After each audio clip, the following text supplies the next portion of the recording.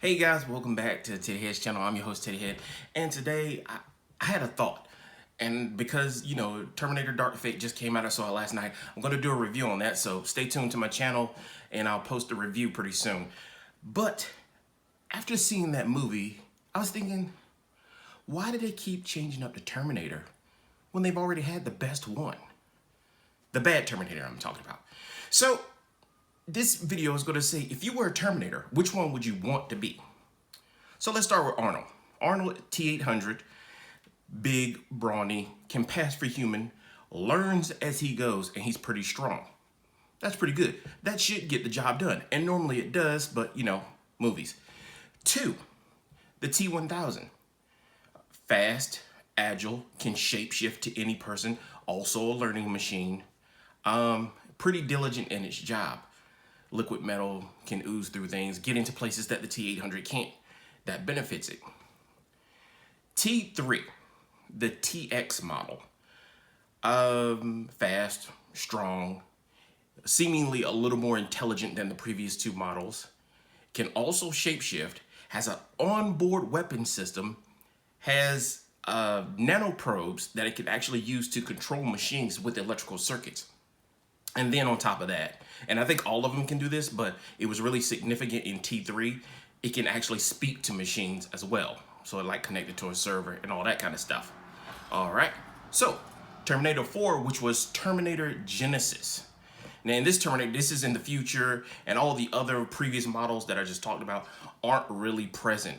As a matter of fact, in this part of the future, they're just developing Arnold's T-800. It's like on the production line while this movie is happening, and you don't even see one until the end of the movie. So all the Terminators up until then are like basically walking endoskeletons. So there's not much there.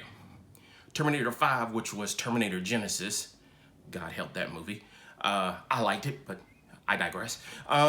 You see what is called, it's been nicknamed the T-3000, but it's also been nicknamed the Terminator Nanovirus. Go figure that out. So this one, it actually takes place in this movie as John Connor. It possesses John Connor, or however you want to look at that. It assimilates him. It can also shapeshift. It's made of billions of nano machines, so it comes apart and fuses back together just like the liquid would. And since it's taken over a person, it has that person's life and experiences and all that. So it really doesn't have to learn anything. It just is whoever that person was. So it can still shapeshift. Whether it has any other abilities, we're not sure. It can sort of phase through stuff. We see that in the movie. But other than that, as far as other abilities it has, they really don't go in length with that. It's pretty much just a Terminator that happens to be made of millions of smaller Terminators. So that's as far as that one goes. Now, Dark Fate, we get to see a Terminator that's not a Terminator, because it's actually, spoiler alert, from a completely different system than Skynet. So this movie is a direct sequel to part 2. So Skynet is gone. There is no Skynet. So this is from an alternate future where there's a different computer system that's trying to do the exact same thing as Skynet. But anyway, this Terminator is a bi-Terminator, what I call a bi-Terminator, not bisexual, just bi is in 2. So it has the liquid metal form, like the T-1000, and then the endoskeleton, like most other Terminators, which seems to be a dark grayish color instead of the like silvery color we're used to. And it's called the Rev-9. Now the Rev-9, as far as computer systems, it accesses computer systems just like the TX. Between all the Terminators, those are really the only two you really see interacting with computers like that. And it can work separately as 2 units, but in the movie, it seems that it prefers to be 1 unit. It seems like it just works smoother like that it's 1 unit all the time. Like even in fights where it was like, hey, if it separates, you'd be fighting 2 Terminators. It still fuses back into 1 and continues to fight, which I thought was weird, but whatever. So as far as that, and those are pretty much your Terminators. Now, the things that I've kind of come across when watching these movies is like Arnold's version of the Terminator seems to be the strongest, so to speak. Like the new one, the Rev 9, seems to be highly agile and fast and very animalistic in the way that it attacks and all that kind of stuff.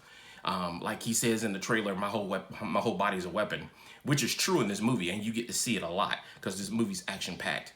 But between all the Terminators, you see that like Arnold's the strongest, this new guy is the most agile, and right down the middle, you have the TX. She has more capabilities.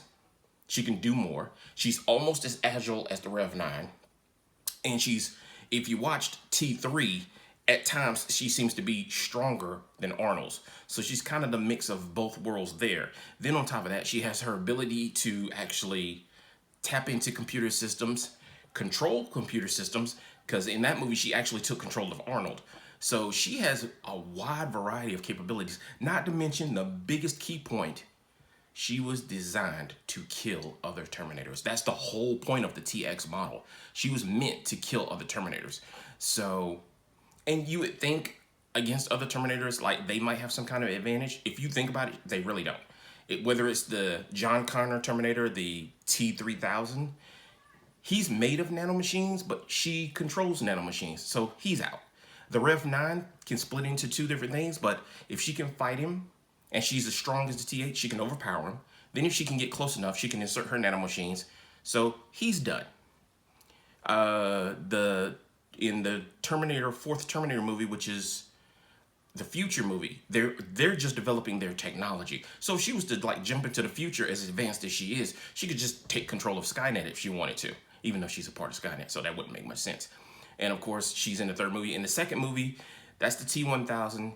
He's made of the nano goop. I like to call it the nano goop. I don't know why. She can still do the same thing. She can get him, if she can get him into one solid mass and insert her nanoprobes, she can take control of him. So out of all these movies, and of course she beat Arnold into submission in the third movie, but out of all these movies, it seems like they seem to have trouble with the bad guy Terminator. They keep jumping back and forth between what version is best, or they try to make up a new version that's better than the last version when they've already made the best version. Now I know a lot of people didn't like T3. They thought it was a waste of money and a waste of time. They didn't like Christina Loken as a Terminator. I thought she was great. I thought that version and iteration was awesome. I mean, think about it. Onboard weapon system.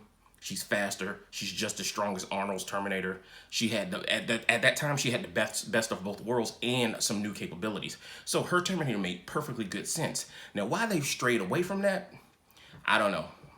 Probably some copyright reason or something like that, or maybe they just didn't want to repeat themselves. But if you look at the Terminators that they're putting in the movies, like the last two movies, they're kind of taking parts from her without copying her. So I don't know. Tell me what you think, guys, down in the comments below, and I will see you next time. Thank you so much for watching. Have a good day.